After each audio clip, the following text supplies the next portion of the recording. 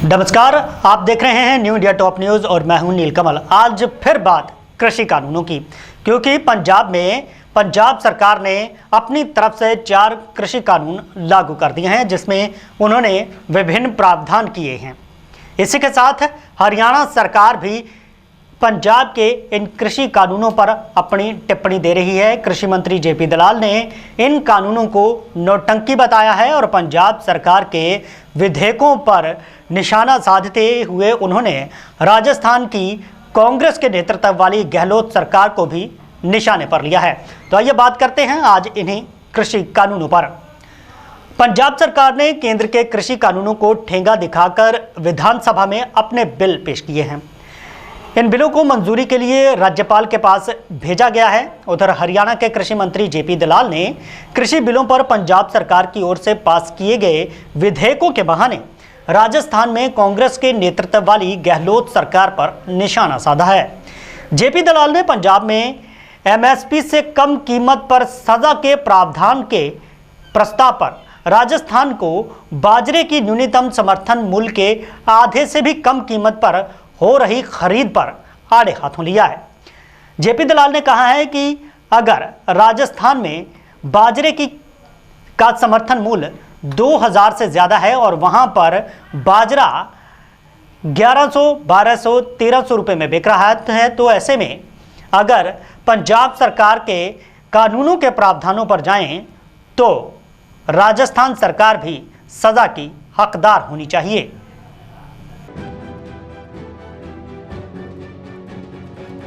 पंजाब से पहले राजस्थान सरकार भी केंद्र सरकार के कृषि कानूनों के खिलाफ विधेयक ला चुकी है, लेकिन पंजाब सरकार ने अपनी ओर से पास किए बिलों में एमएसपी से कम पर खरीद करने वालों के लिए सजा का प्रावधान रखा है, जिस पर हरियाणा के कृषि मंत्री जेपी दलाल ने पंजाब और राजस्थान पर नौटंकी करने का आरोप लगाया है।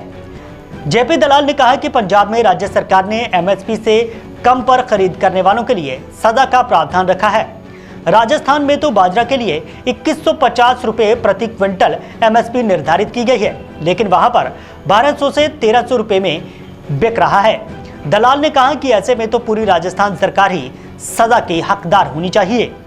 उन्होंने कहा कि कर्ज माफी की तरह पंजाब व राजस्थान सरकार कृषि कानूनों पर झूठ बोलकर ढोंग कर रही हैं। जेपी दलाल का दावा है कि हरियाणा सरकार किसानों के हित में बेहतर काम कर रही है। पंजाब सरकार ने केंद्र के कृषि कानूनों को ठेंगा दिखाकर विधानसभा में पास किए गए बिल मंजूरी के लिए राज्यपाल के पास भेज दिए हैं। अब सवाल यह है कि राज्यपाल इन बिलों को मंजूरी देंगे या नहीं। हालांकि कैप्टन अमरिंदर सिंह ने विधानसभा में साफ कहा है कि वह किसानों के हित में हर फैसला लेंगे और अगर उन्हें इसके लिए इस्तीफा भी देना पड़ा तो वो तैयार हैं। आइए जानते हैं कि पंजाब सरकार ने जो 4 बिल विधानसभा में पेश किए हैं वो आखिर हैं क्या। पंजाब सरकार ने केंद्र के कृषि कानूनों को राज्य में निष्क्रिय करने के लिए अपनी तरफ से सरकार के 4 बिल पेश किए हैं। इन कानूनों के जरिए राज्य में केंद्र के कानूनों को चुनौती दी गई है। जिन 4 अध्यादेशों को सरकार ने मंजूरी दी है उनमें सबसे पहले किसानों की फसल के लिए एमएसपी पर खरीद की गारंटी की बात कही गई है। कोई भी व्यापारी किसान से न्यूनतम समर्थन मूल्य से कम कीमत पर उसकी फसल की खरीद नहीं कर सकता।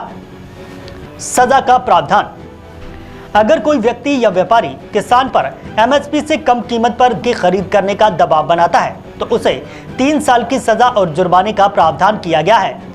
यानी कि किसान के साथ एमएसपी से कम की बार्गेनिंग करने वालों को जेल जाना पड़ सकता है। एपीएमसी लागू रहेगी। सरकार ने एपीएमसी मंडियों के लिए 4 जून 2020 से पहले की 1961 वाली यथास्थिति को कायम रखा है। केंद्र सरकार अगर कृषि कानूनों के तहत कोई भी आदेश जारी करता है तो उसे राज्य में निलंबित माना जाएगा। यानी कि अगर केंद्र की तरफ से कृषि कानूनों के बारे में कोई भी केंद्र की तरफ से आदेश आता है तो वह पंजाब में लागू नहीं होगा। राज्य के कानूनों की अवहेलना करने वालों पर कानूनी कार्रवाई तो होगी, लेकिन केंद्र सरकार के कृषि कानूनों की अवहेलना करने वालों के खिलाफ किसी भी प्रकार की कोई भी कार्रवाई नहीं की जाएगी। ई ट्रेडिंग व एपीएमसी मंडियों के बाहर लगेगी फीस। इन कानूनों के तहत अब हर ट्रेडिंग APMC मंडियों में ही करनी होगी। अगर कोई भी कॉरपोरेट कंपनी या फिर ई ट्रेडिंग APMC के बाहर की जाती है तो इसके लिए फीस वसूल की जाएगी। केंद्र के कानूनों को चुनौती देने वाले इन कानूनों को मंजूरी के लिए अब राज्यपाल के पास भेजा गया है। ਅਸੀਂ ਆਪਣੇ ਤੌਰ ਤੇ ਬਿੱਲ ਅਡਾਪਟ ਕੀਤੇ ਨੇ ਕੁਝ ਐਂਡ ਅਸੀਂ ਉਹ ਅੱਜ ਸਾਰੇ ਯੂਨੈਨਿਮਸਲੀ ਅੱਜ ਸਾਰੇ ਉਰੇ ਪਹੁੰਚੇ ਨੇ ਰਾਜ ਭਵਨ। ਗਵਰਨਰ ਸਾਹਿਬ ਨੂੰ ਬਿੱਲ ਜਿਹੜੇ ਅਸੀਂ ਪਾਸ ਕੀਤੇ ਨੇ ਉਹਨਾਂ ਦੀ ਕਾਪੀਆਂ ਦਿੱਤੀਆਂ ਨੇ ਔਰ ਰਿਕੁਐਸਟ ਅਸੀਂ ਕੀਤੀ ਹੈ ਉਹਨਾਂ ਨੂੰ ਕਿ ਇਹਦੀ ਆਪਣੀ ਮਨਜ਼ੂਰੀ ਦੇਣ ਜਿੰਨੀ ਜਲਦੀ ਇਹ ਦੇ ਸਕਦੇ ਨੇ। ਸੋ ਦੈਟ ਇਜ਼ ਇਹ ਮੇਰੇ ਵੱਲੋਂ ਸਾਡੇ ਵੱਲੋਂ ਇਹ ਹੈ।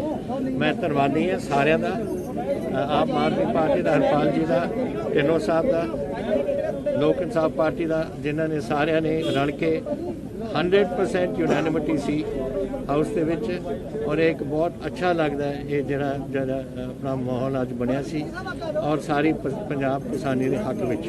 ਔਰ ਸਿਰਫ ਪੰਜਾਬ ਕਿਸਾਨੀ ਨਹੀਂ, ਇਹਦਾ ਅਸਰ हरियाणा जाओ, राजस्थान जाओ, जिथे जिथे किसान बसते ने और 80% हिंदुस्तान पिंडा च रहिंदा है, वो सारे नूं आवाज़ साडी पहुंच चुकी है। तो उधर राज्य सरकार ने पंजाब में जिस तरह से ये 4 कानून पेश किए हैं उसमें MSP की जो बात कही गई है उसको लेकर जो किसान संगठन हैं उन्होंने इसे एक अच्छा कदम करार दिया है। हालांकि किसानों का ये कहना है कि जो पंजाब सरकार ने जो बिल लाए हैं उनमें काफ़ी त्रुटियां हैं, लेकिन ये एक अच्छा कदम है। चंडीगढ़ के कृषि भवन में पंजाब की 30 किसान संगठनों ने वहां पर एक प्रेस कॉन्फ्रेंस की। तो आइए जानते हैं कि क्या प्रेस कॉन्फ्रेंस में किसान संगठनों ने ऐलान किया है, सुनते हैं। कुर्बानी देगा किसान अंदोलन दौरान उन्होंने श्रद्धांजलि भेंट की गई। सब तो पहला जिहड़ा साडा दूसरा फैसला आ, जिहड़ा रेलवे दी माल गड्डियां नूं अज तो लैके 5 नवंबर तक ਜਿਹੜੀ ਸਾਡੀ DAP ਦੀ ਨਹੀਂ ਯਾਰ ਜਿਹੜੀ ਅੱਜ ਦੀ ਸਾਡੀ ਕਿਸਾਨ ਜਥੇਬੰਦੀਆਂ ਦੀ ਮੀਟਿੰਗ ਹੈ ਉਹਦੇ ਚ ਸਭ ਤੋਂ ਪਹਿਲਾਂ ਜਿਹੜਿਆਂ ਜਾਨਾਂ ਦੀ ਕੁਰਬਾਨੀ ਦੇਗਾ ਸਾਡੇ ਕਿਸਾਨ ਉਹਨਾਂ ਨੂੰ ਸ਼ਰਧਾਂਜਲੀ ਭੇਟ ਕੀਤੀ ਗਈ ਹੈ। ਜਿਹੜਾ ਰੇਲਵੇ ਦੀਆਂ ਮਾਲ ਗੱਡੀਆਂ DAP ਦੀ ਘਾਟ ਕੋਲੇ ਦੀ ਸਮੱਸਿਆ ਨੂੰ ਮੁੱਖ ਰੱਖ ਕੇ ਸਾਡੀਆਂ ਸਮੁੱਚੀਆਂ ਕਿਸਾਨ ਜਥੇਬੰਦੀਆਂ ਨੇ ਸਮਾਜ ਦੇ ਸਾਰੇ ਵਰਗਾਂ ਦੀ ਜਿਹੜੀ ਮੰਗ ਨੂੰ ਧਿਆਨ 'ਚ ਰੱਖ ਕੇ ਅੱਜ ਤੋਂ ਲੈ ਕੇ 5 ਨਵੰਬਰ ਤੱਕ ਰੇਲਵੇ ਦੀਆਂ ਮਾਲ ਗੱਡੀਆਂ ਨੂੰ ਛੋਟ ਦੇਣ ਦਾ ਫੈਸਲਾ ਕੀਤਾ ਕਿ 4 ਤਰੀਕ ਨੂੰ ਸਾਡੀਆਂ ਜਥੇਬੰਦੀਆਂ ਦੀ ਮੀਟਿੰਗ ਹੋਏਗੀ ਇਸੇ ਜਗ੍ਹਾ ਮੁੜ ਕੇ ਫਿਰ ਉਹਦੇ 'ਚ ਸਮੀਖਿਆ ਕਰਕੇ 5 ਨਵੰਬਰ ਤੱਕ ਅਸੀਂ ਛੋਟ ਦੇਣ ਦਾ ਐਲਾਨ ਕੀਤਾ।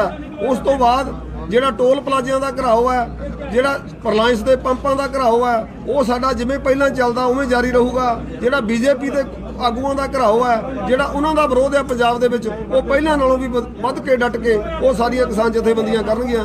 BJP ਦੇ ਆਗੂਆਂ ਦਾ ਘਰਾਓ ਤੇ ਜਿਹੜਾ ਉਹਨਾਂ ਦਾ ਵਿਰੋਧ ਹੈ ਉਹ ਸਾਡਾ ਜਾਰੀ ਰਹੂਗਾ। ਰਿਲਾਇੰਸ ਦੇ ਪੰਪਾਂ ਦਾ ਘਰਾਓ ਜਾਰੀ ਰਹੂਗਾ ਤੇ ਟੋਲ ਪਲਾਜ਼ਿਆਂ ਦੇ ਉੱਤੇ ਜਿਹੜਾ ਅਸੀਂ ਬਾਈਕਾਟ ਕੀਤਾ ਹੈ ਟੋਲ ਪਲਾਜ਼ਿਆਂ ਦਾ, ਉਹ ਸਾਡਾ ਅੰਦੋਲਨ ਉੱਥੇ ਚੱਲਦਾ ਰਹੂਗਾ। ਰੇਲਵੇ ਦੇ ਮਤਲਬ ਜਿਹੜੇ ਸਟੇਸ਼ਨਾਂ ਦੇ ਉੱਤੇ ਕਿਸਾਨ ਸੰਕੇਤਕ ਰੂਪ ਦੇ ਵਿੱਚ ਆਪਣੀ ਹਾਜ਼ਰੀ ਲਾਉਣਗੇ। ਰੇਲਵੇ ਦੀਆਂ ਮਾਲ ਗੱਡੀਆਂ ਨੂੰ ਅਸੀਂ ਲੰਘਣ ਦੀ ਇਜਾਜ਼ਤ 5 ਨਵੰਬਰ ਤੱਕ ਦੇਵਾਂਗੇ। ਸਿਰਫ ਮਾਲ ਗੱਡੀਆਂ ਜਾਂ ਫਿਰ ਦੂਸਰੀ? ਸਿਰਫ ਮਾਲ ਗੱਡੀਆਂ ਜੀ, ਸਿਰਫ ਮਾਲ ਗੱਡੀਆਂ। ਜਿਹੜਾ ਤੁਸੀਂ ਘਰਾਓ ਦਾ ਐਲਾਨ ਕੀਤਾ ਜੀ ਕਿ BJP ਲੀਡਰਾਂ ਦਾ ਘਰਾਓ ਹੋਏਗਾ ਪੰਜਾਬ ਦੇ ਵਿੱਚ 13 MP ਤੇ ਸੰਸਦ ਦੂਏ ਜਿਹੜੇ ਰਾਜ ਸਭਾ ਮੈਂਬਰ ਨੇ, ਕੀ ਉਹਨਾਂ ਦੇ ਘਰਾਂ ਦੇ ਘਰਾਓ ਬਾਰੇ ਨਹੀਂ BJP ਦੇ ਆਗੂਆਂ ਦਾ ਅਸੀਂ ਇਸੇ ਕਰਕੇ ਕਰਦੇ। ਕੱਲ ਪੰਜਾਬ ਵਿਧਾਨ ਸਭਾ ਦੇ ਵਿੱਚ ਵੀ BJP ਦੇ ਜਿਹੜੇ ਚੁਣੇ ਹੋਏ ਨੁਮਾਇੰਦੇ ਨੇ MLA ਸਾਹਿਬਾਨ, ਉਹਨਾਂ ਨੇ ਪੰਜਾਬ ਦੇ ਕਿਸਾਨਾਂ ਦੀ ਆਵਾਜ਼ ਨੂੰ ਬਿਲਕੁਲ ਨਹੀਂ ਸਮਝਿਆ, ਕਿਸਾਨੀ ਅੰਦੋਲਨ ਨੂੰ ਅਣਗੌਲਿਆ ਕੀਤਾ। ਕਿਸਾਨਾਂ ਦੀ ਆਵਾਜ਼ ਅੱਜ ਤੱਕ BJP ਨੇ ਸੁਣਨ ਦਾ ਯਤਨ ਨਹੀਂ ਕੀਤਾ। ਇਸ ਕਰਕੇ ਕਿਸਾਨਾਂ 'ਚ ਰੋਸ ਦੀ ਲਹਿਰ ਆ, ਉਹ ਕਿਸਾਨਾਂ ਦੇ ਅੰਦੋਲਨ ਨੂੰ ਅਣਗੌਲਿਆ ਕਰਕੇ ਉਹਨੂੰ ਹੋਰ ਪਾਸੇ ਟਰੈਕ ਤੋਂ ਲਾਉਣਾ ਚਾਹੁੰਦੇ ਆ। ਕੱਲ ਫੈਸਲੇ ਹੋਏ ਆ ਉਹਨਾਂ ਨਾਲ ਤੁਸੀਂ ਸਹਿਮਤ ਹੋ? ਕੀ ਤੁਸੀਂ ਐਗਰੀ ਕਰਦੇ ਹੋ? ਜਿਹੜਾ ਕੀ ਹੋਏ ਕੀ ਉਹਨਾਂ ਨੇ ਤੁਹਾਨੂੰ ਕੋਈ ਛੋਟ ਦਿੱਤੀ ਜਾਂ ਤੁਸੀਂ ਸਿਰਫ ਉਹਨੂੰ ਸਮਝਿਆ ਨਹੀਂ ਹੈ ਕਿ ਕੀ ਉਹਦੇ ਵਿੱਚ ਛੋਟ ਤੁਹਾਨੂੰ? ਜਿਹੜਾ ਕੱਲ ਪੰਜਾਬ ਵਿਧਾਨ ਸਭਾ ਦਾ ਇਜਲਾਸ ਆ, ਅਸੀਂ ਉਹ ਸਮਝਦੇ ਪੰਜਾਬ ਦੇ ਕਿਸਾਨਾਂ ਦੀ ਸੰਘਰਸ਼ ਆ, ਜਿਹੜਾ ਵੱਡਾ ਸੰਘਰਸ਼ ਕਿਸਾਨਾਂ ਨੇ ਕੀਤਾ, ਉਹਦੇ ਕਰਕੇ ਸਰਕਾਰ ਮਜਬੂਰ ਹੋਈ ਆ ਵਿਸ਼ੇਸ਼ ਇਜਲਾਸ ਬੁਲਾਉਣ ਲਈ। ਉਹਦੇ ਵਿੱਚ ਉਹਨਾਂ ਨੇ ਪੂਰਾ ਜੋ ਅਸੀਂ ਡਿਮਾਂਡ ਕਰਦੇ ਉਹ ਤਾਂ ਨਹੀਂ ਕੀਤਾ। ਜਿੰਨੀਆਂ ਕਿਸਾਨ ਜਥੇਬੰਦੀਆਂ ਦੀ ਸਾਡੀ ਇੱਛਾ ਸੀ ਉਹਨਾਂ ਤਾਂ ਨਹੀਂ ਹੋਇਆ, ਪਰ ਚਲੋ ਜਿੰਨਾ ਕੁ ਕੀਤਾ उन्ने के नाल असीं सहमत हैं, पर इस तो ज़्यादा करना चाहिए।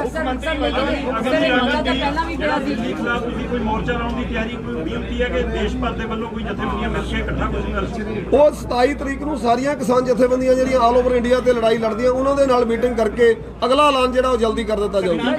जरनैल सिंह ने बयान दिता है कि दिल्ली दे विच असल च फर्जी बिलां दी लोड़ नहीं है। रकाबगंज गुरुद्वारा दिल्ली पास होए फर्जी बिल है। जरनैल सिंह जिहड़े आम आदमी पार्टी दे पंजाब दे प्रभारी उन्हां वाले बयान दिता गया। नहीं, ओहदा बयान ਬਾਰੇ ਸਾਨੂੰ ਪਤਾ ਨਹੀਂ ਜੀ ਉਹਨਾਂ ਨੇ ਕੀ ਬਿਆਨ ਦਿੱਤਾ। ਅਸੀਂ ਤਾਂ ਕਿਸਾਨ ਜਥੇਬੰਦੀਆਂ ਨੇ ਜੋ ਅੱਜ ਮੀਟਿੰਗ ਕੀਤੀ, ਮੈਂ ਤਾਂ ਉਹਦੇ ਤੇ ਬੋਲ ਸਕਦਾ। ਕੋਈ ਰਾਜਨੀਤਿਕ ਆਗੂ ਕੀ ਬਿਆਨ ਦਿੰਦਾ ਸਾਡੇ ਤੋਂ ਨਾ। ਤੁਸੀਂ ਤਾਂ ਕਹਿ ਰਹੇ ਕਿ ਤੁਸੀਂ ਸਿਰਫ ਬੀਜੇਪੀ ਦੇ ਆਗੂ ਦਾ ਘਿਰਾਓ ਦੀ ਗੱਲ ਕਰ ਰਹੇ ਹੋ। ਮੈਂ ਇਹ ਗੱਲ ਕਰ ਰਿਹਾ ਕਿ ਆਮ ਆਦਮੀ ਪਾਰਟੀ ਦੇ ਜਿਹੜੇ ਪੰਜਾਬ ਦੇ ਪ੍ਰਭਾਰੀ ਉਹਨਾਂ ਵੱਲੋਂ ਇਹ ਬਿਆਨ ਦਿੱਤਾ ਗਿਆ ਹੈ ਕਿ ਜਿਹੜਾ ਪੰਜਾਬ ਵਿਧਾਨ ਸਭਾ ਦੇ ਵਿੱਚ ਬਿੱਲ ਪਾਸ ਕੀਤਾ ਗਿਆ ਉਹ ਫਰਜ਼ੀ ਬਿੱਲ ਹੈ। ਇਸ ਤਰ੍ਹਾਂ ਦੇ ਫਰਜ਼ੀ ਬਿੱਲ ਦੀ ਦਿੱਲੀ ਵਿਧਾਨ ਸਭਾ ਦੇ ਵਿੱਚ ਲੋੜ ਨਹੀਂ। ਨਹੀਂ, ਪੰਜਾਬ ਦੇ ਕਿਸਾਨਾਂ ਦੀ ਜਿਹੜੀ ਐਡਾ ਵੱਡਾ ਅੰਦੋਲਨ ਹੈ, ਪੰਜਾਬ ਵਿਧਾਨ ਸਭਾ ਪੰਜਾਬ ਦੇ ਕਿਸਾਨਾਂ ਦੀ ਨੁਮਾਇੰਦਗੀ ਕਰਦੀ ਹੈ। ਸਾਡੀ ਪੰਜਾਬ ਦੀ ਚੁਣੀ ਹੋਈ ਸਰਕਾਰ ਆ, ਉਹ ਸਾਰੀਆਂ ਸਰਕਾਰਾਂ ਨੂੰ ਸਾਡੀ ਗੱਲ ਸੁਣਨੀ ਚਾਹੀਦੀ ਆ। ਇਹ ਤਾਂ ਚਲੋ ਬਹੁਤ ਲੇਟ ਕੀਤਾ, ਅਸੀਂ ਤਾਂ ਕਹਿੰਦੇ ਪਹਿਲਾਂ ਕਰਨਾ ਚਾਹੀਦਾ ਸੀ। ਕਿਸਾਨ ਸੜਕਾਂ ਤੇ ਰੁਲ ਰਿਹਾ, ਟਰੈਕਾਂ ਤੇ ਰੁਲ ਰਿਹਾ। ਸਰਕਾਰ ਦਾ, ਕੇਂਦਰ ਦਾ ਫਰਜ਼ ਬਣਦਾ ਕਿ ਸਰਕਾਰ ਕਿਸਾਨਾਂ ਦੀ ਗੱਲ ਸੁਣੇ। ਜਿਹੜੀ ਕਿਸਾਨਾਂ ਦਾ ਅੰਦੋਲਨ ਹੈ ਉਹਨੂੰ ਗੰਭੀਰਤਾ ਨਾਲ ਲੈ ਕੇ। ਹਾਂਜੀ, ਜਦੋਂ ਹੋਏਗੀ ਸਾਡਾ ਸੰਘਰਸ਼ ਉਹਨਾਂ ਤੱਕ ਜਾਰੀ ਰਹੂਗਾ। ਜਿੰਨਾ ਚਿਰ ਕਿਸਾਨਾਂ ਦੀ ਮੰਗ ਨਹੀਂ ਮੰਨੀ ਜਾਂਦੀ ਹੈ, ਤਿੰਨੋਂ ਆਰਡੀਨੈਂਸ ਵਾਪਸ ਨਹੀਂ ਹੁੰਦੇ, ਉਹਨਾਂ ਚਿਰ ਸਾਡਾ ਅੰਦੋਲਨ ਜਾਰੀ ਹੈ। ਸਰ, ਜਿਹੜਾ ਪੰਜਾਬ ਵਿਧਾਨ ਸਭਾ ਜਿਹੜਾ ਜੇ ਲੋੜ ਪਿਆ ਮੈਂ ਅਸਤੀਫਾ ਦੇ ਸਕਦਾ, ਆਪਣੀ ਸਰਕਾਰ ਵੀ ਭੰਗ ਕਰਾ ਸਕਦੇ ਹਾਂ। ਕੀ ਤੁਹਾਨੂੰ ਲੱਗਦਾ ਕਿ ਨਰਿੰਦਰ ਮੋਦੀ ਸਰਕਾਰ ਪੰਜਾਬ ਦੇ ਇਹਨਾਂ ਮਤਿਆਂ ਤੇ ਗੌਰ ਕਰ ਲੇਗੀ ਜਾਂ ਅਸਤੀਫੇ ਦੇਣੇ ਚਾਹੀਦੇ ਨੇ ਪੰਜਾਬ ਦੀ? ਨਹੀਂ, ਉਹਦੇ ਤੇ ਸਰ ਅਸੀਂ ਕੋਈ ਟਿੱਪਣੀ ਨਹੀਂ ਕਰਨੀ ਚਾਹੁੰਦੇ। ਅਸੀਂ ਤਾਂ ਕਿਸਾਨਾਂ ਦੇ ਅੰਦੋਲਨ ਤੇ ਸਾਡੀ ਟੇਕ ਹੈ ਵੀ ਅਸੀਂ ਤਾਂ ਜੋ ਕਿਸਾਨ ਅੰਦੋਲਨ ਕਰਦਾ। ਕੱਲ ਵਿਧਾਨ ਸਭਾ ਦੇ ਵਿੱਚ 3 ਬਿੱਲ ਪੇਸ਼ ਹੋਏ ਆ, 4 ਕਿਸਾਨਾਂ ਦੇ ਹੱਕ ਦੇ ਵਿੱਚ ਪਾਸ ਹੋਏ ਨੇ। ਤੁਹਾਨੂੰ ਤੁਸੀਂ ਪ੍ਰਾਪਤੀ ਮੰਨਦੇ ਹੋ? ਉਹਨਾਂ ਕੀ ਤੁਹਾਨੂੰ ਪ੍ਰਾਪਤ ਕੀ ਹੋਇਆ ਉਹਨਾਂ ਬਿੱਲਾਂ ਦੇ ਵਿੱਚ? ਉਹਦੇ 'ਚ ਕੁਝ ਹੱਦ ਤੱਕ ਪ੍ਰਾਪਤੀ ਹੈਗੀ, ਜਿੰਨੀ ਅਸੀਂ ਇੱਛਾ ਕਰਦੇ ਸੀ ਉਨੀ ਤਾਂ ਨਹੀਂ ਹੈਗੀ। ਚਲੋ ਪੰਜਾਬ ਸਰਕਾਰ ਕੋਈ ਬਿਲਕੁਲ ਨਵਾਂ ਕਾਨੂੰਨ ਵੀ ਲਿਆ ਸਕਦੀ ਸੀ। ਨਹੀਂ, ਪ੍ਰਾਪਤੀ ਜੇ ਪੰਜਾਬ ਵਿਧਾਨ ਸਭਾ ਦਾ ਇਜਲਾਸ ਹੋਇਆ ਕਿਸਾਨਾਂ ਦੀ ਪ੍ਰਾਪਤੀ ਆ। ਸਰ, ਇਹ ਇਜਲਾਸ ਪਹਿਲਾਂ ਵੀ ਹੋਇਆ ਸੀ, ਪਹਿਲਾਂ ਵੀ ਮਤਾ ਪਾਇਆ ਗਿਆ, ਪਹਿਲਾਂ ਵੀ ਉਹ ਸਪੀਕਰ ਕੋਲ ਗਿਆ। ਹੁਣ ਫਰਕ ਇੰਨਾ ਸਪੀਕਰ ਤੋਂ ਉੱਠ ਕੇ ਉਹ ਗਵਰਨਰ ਕੋਲ ਪਹੁੰਚਿਆ। ਪਹਿਲਾਂ ਵੀ ਮਤੇ ਪਏ ਆ। ਪਹਿਲਾਂ ਮਤਾ ਨਹੀਂ ਸੀ ਪਾਇਆ ਰੱਦ ਕਰਨ ਦਾ, ਪਹਿਲਾਂ ਸਿਰਫ ਵਿਧਾਨ ਸਭਾ ਨੇ ਰਿਕੁਐਸਟ ਕੀਤੀ ਸੀ ਨਾ ਬਿੱਲਾਂ ਬਾਰੇ, ਪਹਿਲਾਂ ਮਤਾ ਨਹੀਂ ਸੀ ਪਾਇਆ। ਉਹ ਮੰਤਰੀਆਂ ਦੀ ਤਾਂ ਮੀਟਿੰਗ ਪਹਿਲਾਂ ਵੀ 2-3 ਵਾਰੀ ਸਾਡੇ ਨਾਲ ਹੋ ਚੁੱਕੀ ਆ। ਉਹ ਇਹ ਡਿਸਕਸ਼ਨ ਕਰਦੇ ਸੀ ਵੀ ਅੰਦੋਲਨ ਤੁਹਾਡਾ। ਮੰਤਰੀ ਇਹ ਬੋਲ ਰਿਹਾ ਕਿ ਅਸੀਂ ਸਾਰੀ ਗੱਲ ਕਰਕੇ ਬਾਹਰ ਨਿਕਲੇ ਹਾਂ। ਤੁਸੀਂ ਕਿਸਾਨਾਂ ਤੋਂ ਹੀ ਪੁੱਛੋ, ਅਸੀਂ ਕਿਆ ਉਹਨਾਂ ਨਾਲ ਅਸੀਂ ਦੱਸ ਰਹੇ ਹਾਂ, ਅਸੀਂ ਉਹ ਦੱਸ ਰਹੇ ਹਾਂ। ਅਸੀਂ ਕੋਈ ਪੰਜਾਬ ਸਰਕਾਰ ਦਾ ਨਹੀਂ, ਸਾਡਾ ਆਪਣਾ ਜਥੇਬੰਦੀਆਂ ਦਾ ਫੈਸਲਾ ਜੋ ਐਲਾਨ ਕਰਨਾ। ਸਾਨੀ ਸਾਹਿਬ, ਕਾਂਗਰਸ ਦੇ ਕੱਲ ਵੀਡੀਓਜ਼ ਆਈਆਂ ਕਿ ਢੋਲ ਵਜਾ ਰਹੇ ਨੇ, ਲੱਡੂ ਵੰਡ ਰਹੇ ਨੇ, ਬਹੁਤ ਵੱਡੀ ਜਿੱਤ ਹੈ। ਇਹਦੇ ਬਾਰੇ ਕੀ ਕਹਿਣਾ ਚਾਹੁੰਦੇ ਹੋ? ਕਾਂਗਰਸ ਕਹਿੰਦੀ ਹੈ ਕਿ ਬਹੁਤ ਵੱਡੀ ਜਿੱਤ ਹੈ। ਕਾਂਗਰਸ ਇੱਕ ਪੋਲੀਟੀਕਲ ਪਾਰਟੀ ਹੈ, ਅਸੀਂ ਤਾਂ ਕਿਸਾਨਾਂ ਦੀ ਨੁਮਾਇੰਦਗੀ ਕਰਦੇ, ਅਸੀਂ ਤਾਂ ਕਿਸਾਨਾਂ ਦੇ ਆਗੂ ਹਾਂ। ਜੋ ਸਾਡਾ ਫੈਸਲਾ ਹੋਣਾ ਉਹ ਸਾਰੀਆਂ ਜਥੇਬੰਦੀਆਂ ਦਾ ਸਾਂਝਾ ਫੈਸਲਾ ਆ। ਇੱਕ ਪ੍ਰਾਪਤੀ ਦਾ ਦੱਸ ਦਿਓ ਕਿ ਜਿਹੜਾ ਕਾਨੂੰਨੀ ਬਿੱਲ ਪਾਸ ਕੀਤਾ ਉਹਨਾਂ ਨੇ ਪੰਜਾਬ ਸਰਕਾਰ ਨੇ ਬਿੱਲਾਂ ਨੂੰ ਰੱਦ ਕੀਤਾ। ਜੇ ਕੋਈ ਐਮਐਸਪੀ ਤੋਂ ਘੱਟ ਖਰੀਦ ਕਰੇਗਾ ਉਹਨੂੰ ਸਜ਼ਾ ਦਾ ਪ੍ਰਬੰਧ ਹੈ। ਸਾਡੀ ਪ੍ਰਾਪਤੀ ਹੈ ਕਿਸਾਨਾਂ ਦੀ। ਜੇ ਕੋਈ ਐਮਐਸਪੀ ਤੋਂ ਘੱਟ ਖਰੀਦੇਗਾ, ਐਮਐਸਪੀ ਦੀ ਛੋਟੀ ਕੇਂਦਰ ਸਰਕਾਰ ਦਿੰਦਾ।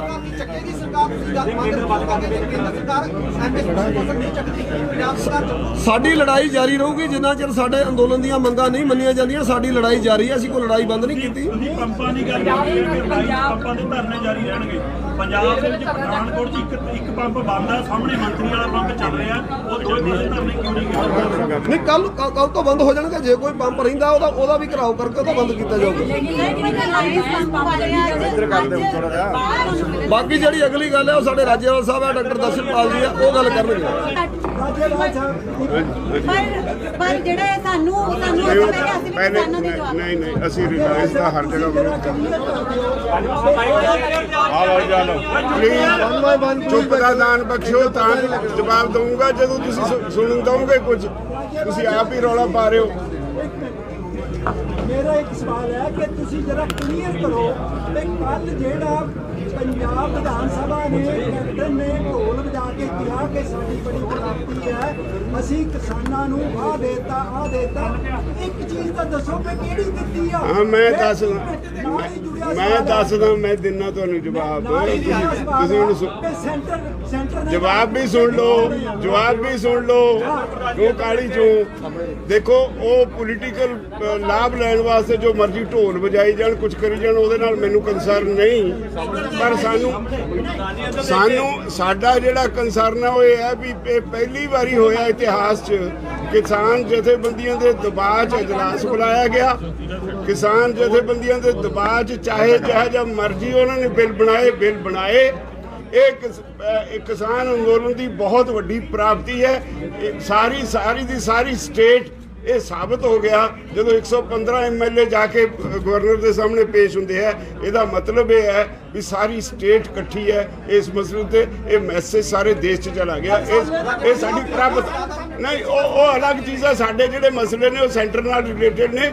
ਅਸੀਂ ਭਾਰਤ ਸਰਕਾਰ ਨਾਲ ਲੜਾਈ ਬੰਦ ਨਹੀਂ ਕੀਤੀ, ਪਰ ਇਹ ਪਹਿਲੀ ਵਾਰੀ ਹੋਇਆ ਸਾਡੇ ਦਬਾਅ ਹੇਠ ਅਜਲਾਸ ਬੁਲਾਇਆ ਗਿਆ, ਸਾਡੇ ਦਬਾਅ ਹੇਠ ਉਹਨਾਂ ਨੇ ਜਿਹੋ ਜਿਹਾ ਮਰਜ਼ੀ ਟੁੱਟਿਆ ਭੱਜਿਆ ਬਣਾਇਆ ਬਿੱਲ ਬਣਾਏ, ਜਿਹੋ ਜਿਹਾ ਮਰਜ਼ੀ ਬਣਾਇਆ, ਪਰ ਉਹ ਬਿੱਲ ਬਣਾਇਆ ਉਹ ਇਹ ਕਿਸਾਨ ਅੰਦੋਲਨ ਦੀ ਹੀ ਵਜ੍ਹਾ ਕਰਕੇ ਹੈ। ਕਿਸਾਨ ਅੰਦੋਲਨ ਦੀ ਹੀ ਵਜ੍ਹਾ ਕਰਕੇ ਹੈ ਹਰਸਿਮਰਤ ਕੌਰ ਨੇ ਅਸਤੀਫਾ ਦਿੱਤਾ। ਕਿਸਾਨ ਅੰਦੋਲਨ ਦੀ ਹੀ ਵਜ੍ਹਾ ਕਰਕੇ ਹੈ ਵੀ ਉਹ NDO ਤੋਂ ਬਾਹਰ ਆਏ।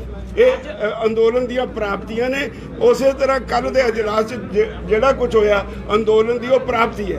तो किसान संगठन जब चंडीगढ़ में अपनी प्रेस कॉन्फ्रेंस कर रहे थे तो इस दौरान कुछ पेट्रोल पंप मालिक जो व्यापारी हैं वो वहां पर पहुंचे और उन्होंने नारेबाजी करनी शुरू कर दी।